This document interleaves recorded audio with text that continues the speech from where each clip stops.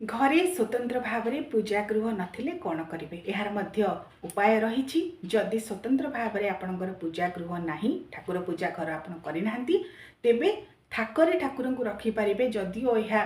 सुविधाजनक नुहे मात्र जदि कौन पाट ना तेबे थाकरे ठाकुर को रखु मात्र सदासर्वदा मन रखिए उत्तर पूर्व दिगरे ही ठाकुर को रखिए अर्थात घर ठाकुर मुख जेपरी भाव में पश्चिमाभिमुख हो रे कि जदि यह करना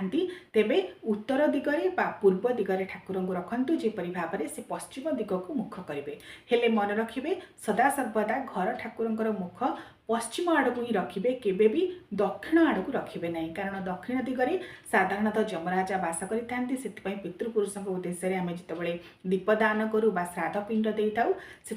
दक्षिण दिग को मुह कर से सब कार्य कराए पितृपुरुषों कार्य देव कार्य केबे भी दक्षिण दिग को मुह कर कराए ना।